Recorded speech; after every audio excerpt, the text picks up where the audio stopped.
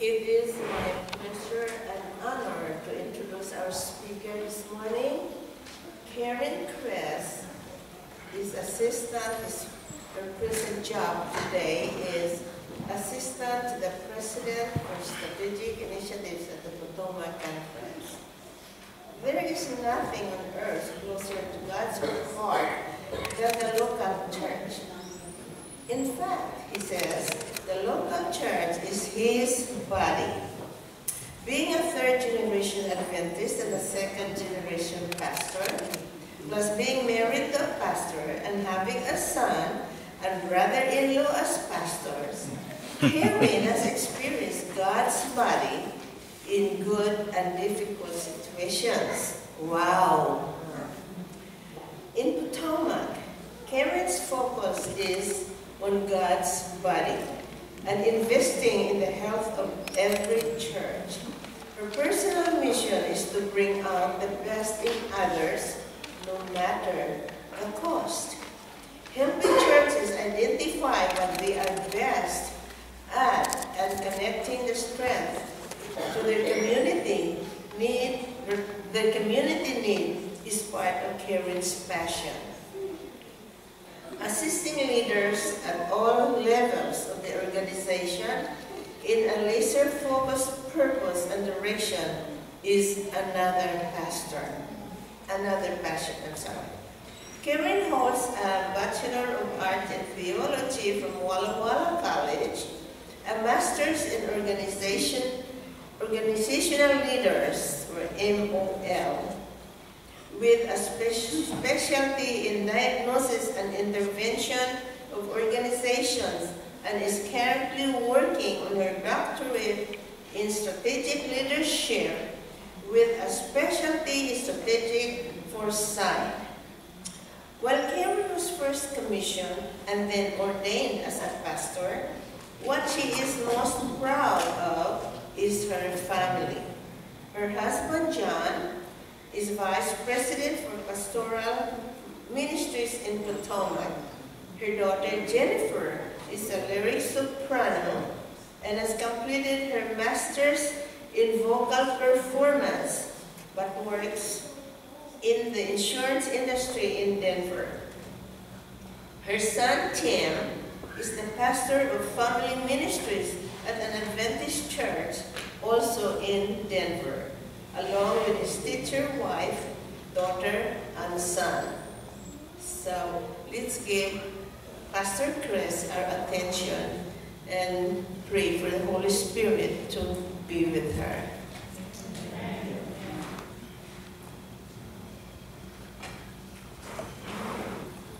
Thank you so much. I do hope that 12 o'clock isn't your stop time. I just returned, actually 3 o'clock yesterday morning from Denver, where I got to spend some day this last week with my grandson and granddaughter, and I happened to see my kids too. After you have grandkids, pretty much you take a back seat, the grandkids get the front seat. My kids are getting used to that. In fact, they make fun of us. But we just had a blast. My husband had more fun than I did because I was there actually helping the church, and one of the churches there in Denver. So, but it was just a joy to be around kids. I love kids. They just make me feel young even though I'm not. So it was fun. It's good to be back in Virginia Beach. I guess that God loves it here because it's the right temperature here. Denver, it poured down rain the entire time we were there, and tomorrow they get snow. So we left just in time. I was very thankful to be out of there. I spent 25 years of my ministry in music ministry and creative arts. I love the creative arts. So much so that obviously my daughter became a lyric soprano. She's got just a beautiful, beautiful voice. I would die to have her voice. I don't. She got it all. She stole it. My son stole my brain. My daughter stole my voice. I'm just a shell left. That's what I tell them anyway. Tim, our son, is the family life minister at choir at a church in Denver, Adventist Church, and has gotten he doesn't sing, but he's very artistic and loves to write drama. And so he and I have had a lot of fun, and as he was growing up, writing drama. And as my daughter was growing up, we would write drama and make her sing it. And that was really fun. I've done tons of musicals, directed and produced, before I realized that God had another call in my life. You know, God has seasons. And He has seasons for nature, He has seasons for adults, and for people. And seasons of life where we change and we grow, and being aware of hearing God's voice is very important. And so in my life, I've had seasons. So I went from the arts into leadership. And in the leadership roles of planning and developing and growing people is just equally as fun as making trouble for John. That's the creative arts. That's what I loved about the creative arts. I made the trouble, John cleaned it up. Music ministry, I mean, come on, what else says it but trouble, most of the time. So you can't make anybody happy. That's the bottom line. If you do all hymns, the contemporary are unhappy. If you do all contemporary, the classical are unhappy. If you do all bluegrass, you've got both ends unhappy. So you can't win. So you just kind of mix it all up and make some people unhappy all the time. So there you go. That's music. I love music. Music is God's language. All music. Because to me, it's the diversity. Diversity is what makes us strong, people. It is what I love about looking out on this congregation. It is the diverse, not just diversity of men and women, or color, of nationality, but diversity of thought, diversity of ideas, diversity of everything. So when I wrote this sermon, it actually started with my son, who wrote a sketch about this. And as I watched him perform it, I thought, this is a better sermon than it is a sketch. And so I asked him for the script, and took it and rewrote it. So the first part of this is based, all of it is based on fact. The first part of it is based on today. And it's based on the fact of the 5 most common reasons today, because we don't have the facts from the biblical period. The 5 reasons today why divorce happens, based on research. And then the rest of it is based on biblical fact, biblical history, biblical knowledge, either in the Bible or external to the Bible and of biblical times. So it's not made up. That's my point. The women of the Bible, I love how this goes with the Sabbath school lesson today. Women of the Bible, I don't think we understand when we say women were lower than dogs.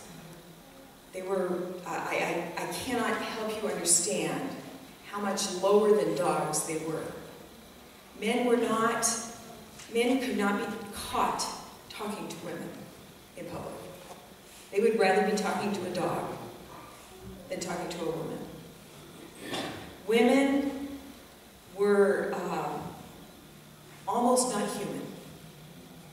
So today, when we talk about women's rights, I'm not about women's rights. I'm about all people's rights. All people, black, white, all colors. I'm not about women over men. I'm about all are God's people. And someday, when we get it right, it's going to be about all, not one or the other, but all. So let me be real clear. I'm not a feminazi. This is about all. So I want you to put your creative hats on as I sort of read parts of this, because I don't have it memorized. I should, but I don't. I'm too old. From a third-person narrative, understanding this is from the life of a woman who was less than human. But before we do, Let's start with a quick word of prayer. Father, today as we look at your word, as we look at your story that you left us through your apostles, I just ask that you will be in this room. In your name I pray. Amen. The context for this story is so important. But we'll get to that as we go through the story. The major part that I want you to remember is that the New Testament and the Old Testament are not separate. They are linked. Majorly linked. In so many ways that many people miss. One of the things I love about the Adventist Church is not only are we linked biblically, Old Testament to New Testament, we're linked around the world, we're linked as a group of people, we're linked everywhere. And that is, to me, a representation of the biblical truths. And that's what I want you to also think about as we go through this. It was always hard for her to remember. Butterflies filled her stomach. She was so nervous. It was her first time. That very first time. She was going to the well. You see, in those days, the well, at that hour, the well was something special. This wasn't the well where you just go get water. This is where you got water. But at 6 a.m. and p.m., 6 was where the young and the single went to meet. 6 in the morning, 6 in the evening. This was the place they gazed into one another's eyes and fell in love. She was so excited and nervous. Finally, her parents had said, okay, you're of the right age. You can go. So she was almost shaking. She went to the well. What do you do? What do you do that first time? How do you not look nervous? I'm sure she was just kind of wringing her hands, maybe. The butterflies kept going, and she was almost shaking, but she locked eyes with someone, and she dropped her eyes, and then, before you knew it, she knew it, that someone was visiting with her dad, asking for her hand in marriage. This was a huge party. In those days, they had huge parties. Remember, just a few chapters before this, the first wedding. The weddings in those days were a week long, and the groom's family paid for everything. For everything. Food for a week. This was a big party. But it wasn't long until after the wedding was over when rumors started filtering around that this guy that she'd married had a problem. He had infidelities. He would not just stick with her. There were other people he was sleeping with. And it wasn't long, and again, in those days, history tells us that he didn't have to do anything. She didn't have to do anything. There was no laws. All he had to say was that he was displeased with her. And they were divorced. Because she didn't really matter much. So one day he walked into the door of the house and he said he was displeased with her as his wife. And it was more than sufficient to be divorced. So she was kicked out with nothing. So the Bible doesn't tell us exactly what happens or why, so we can only imagine. So I can imagine that after an appropriate amount of time, whatever that was, perhaps she went back to that well. And the second time was allowed. Women could marry a second time, even after divorce. And a second time, she went back to that well, and the second time, wow, this guy, now he was exciting. This guy was a rebel of all rebels, and he lived fast and furious. He took her on the fringes of society, took her away from her family, and he made her feel alive. He was exciting, he had a thrill a second, and until one day when she realized that he was more in love with the thrill than he was with her. And so he tried to talk to him about it. But he wouldn't talk. All he wanted to do was a thrill. All he wanted was the next excitement, the next edge, the next adrenaline rush. All she wanted was a deep, soul-searching conversation. There wasn't going to be one. Because as soon as he sensed that she wanted something meaningful, he didn't want it. So perhaps one day he walks in the door and in a slurred voice, he stutters, "I divorce you, I divorce you, I divorce you." Didn't need to be in writing, didn't need to do anything else. And once again, she was on the street with nothing. He didn't have to give her anything. Didn't have to give her even the clothes she had, unless he wanted to. So, maybe, perhaps, once again, that third time she's back at the well. Third time's a charm, right? Maybe. Maybe. This case, probably not. Because the third husband swooped in and swept her off her feet. The last time she had her feet, perhaps because he was the most controlling person she ever met.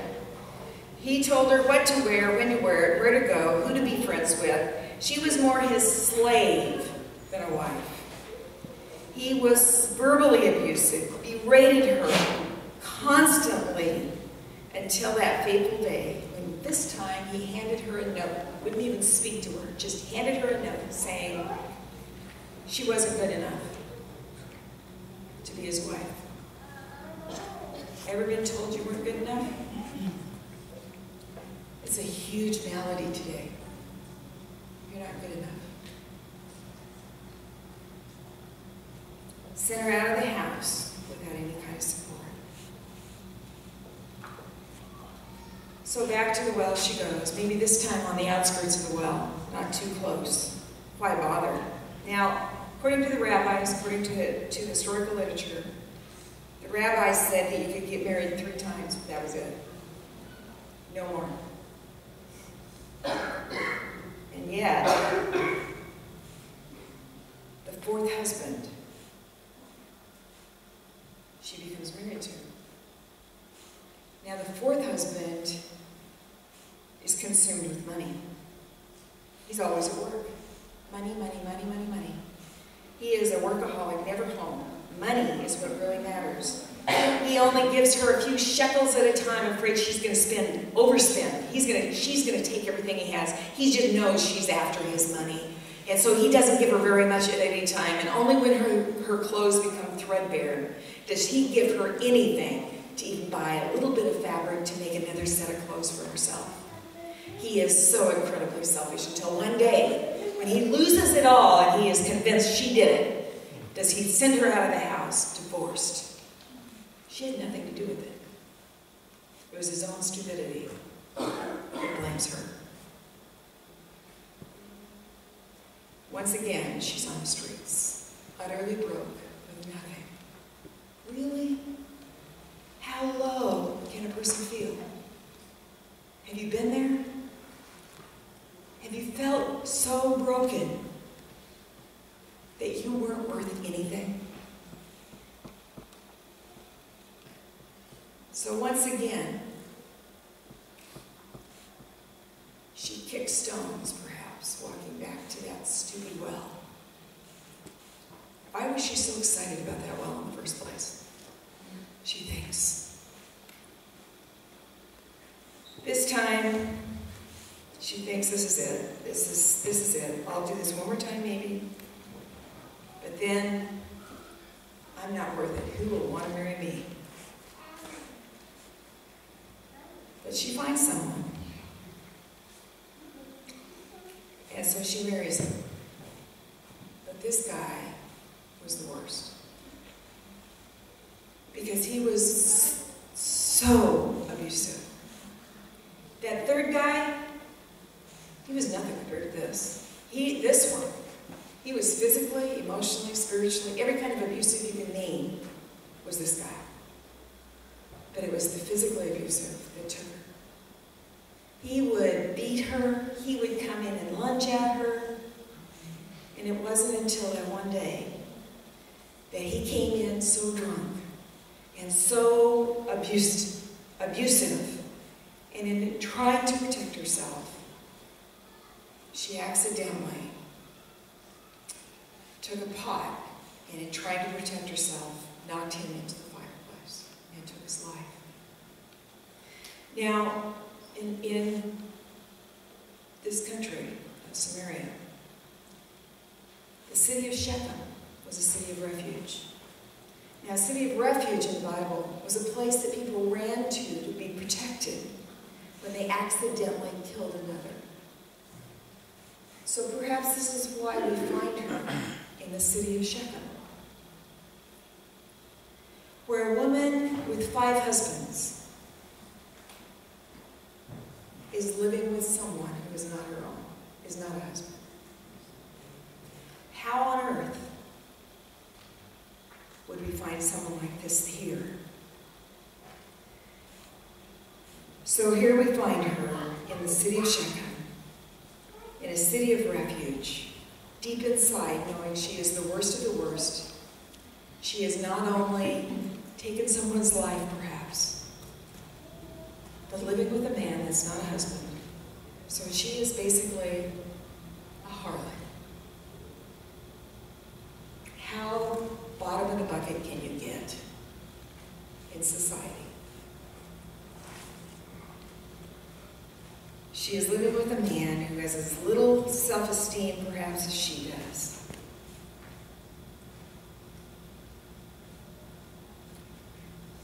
So she goes one more time to the well. Why? Why is she going to the well at that hour? You have to wonder. Perhaps she had a sense that this guy that she was living with was sick of her. I don't know why, but she went back to that well. Though I imagine that she's looking mostly at the ground, she walks up to the well, and this time she sees somebody unusual. Because this person doesn't belong there. For starts, he's a Jew. Now, Samaria and Jew do not mix at this point in history. They are enemies. They fight a lot, like families fight. They fight like kill each other fight. So they don't get along at all. What in the world is a Jew doing sitting at this well who is what? A rabbi? A Jewish rabbi is sitting at the well at 6 o'clock. Why? Maybe he's not right in the head. I don't know. She is looking like, what on earth is going on here? I'm sure she had to be. And then he says, will you give me a drink? She has to be looking around thinking he's talking to a man somewhere. Because he can't be talking to me. Number 1, why? She's a woman. Number 2, she's a Samaritan. Number 3, she's a harlot. He cannot be talking to her.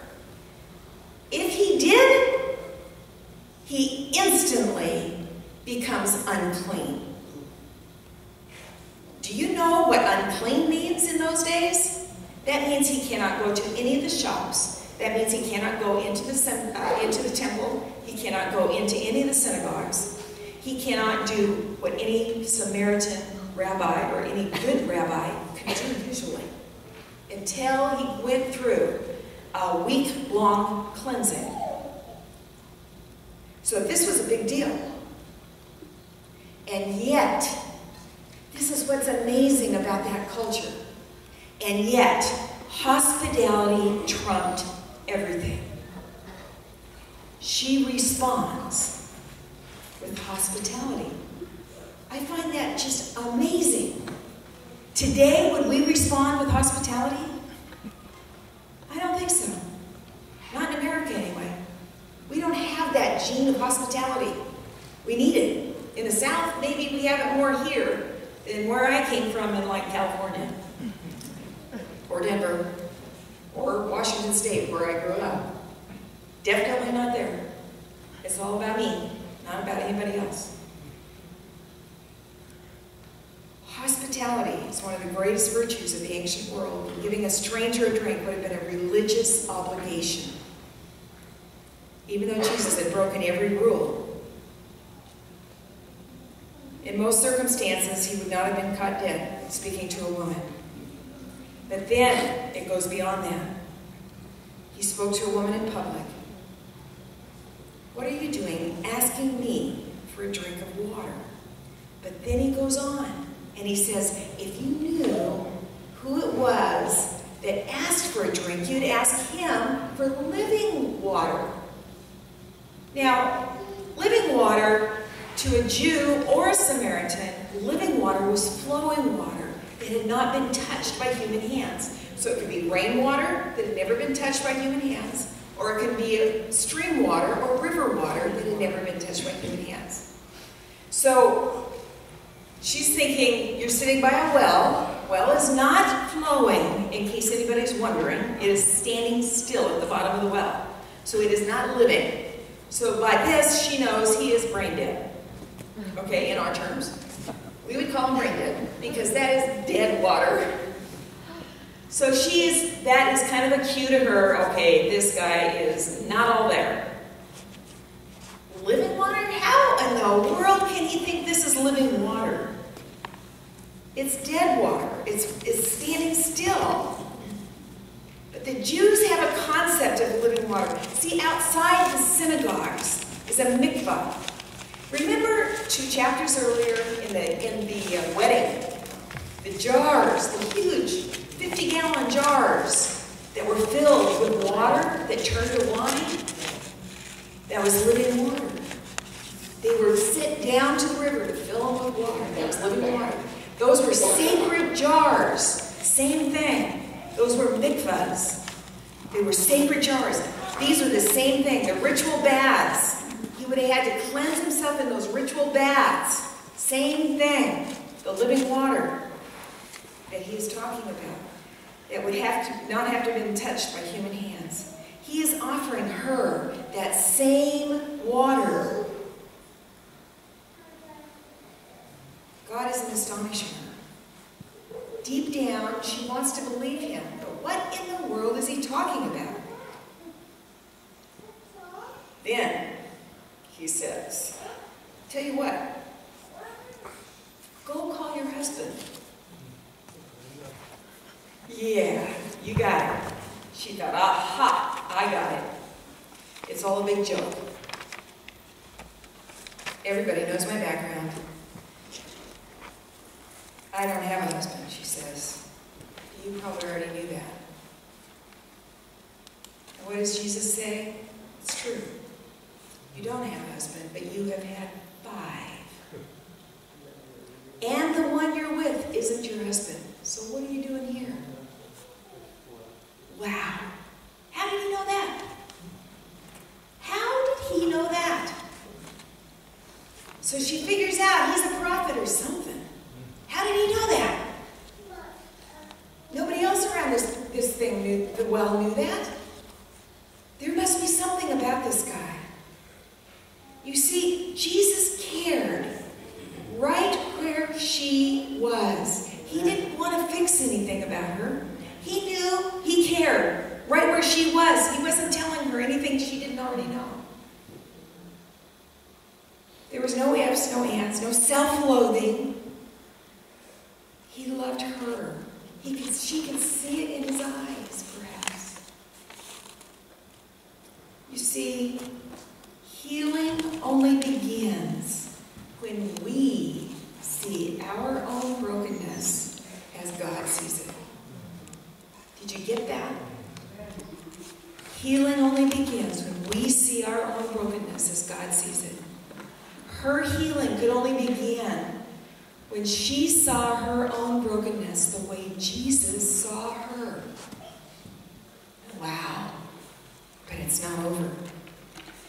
We have to have a divine perspective on our own existence.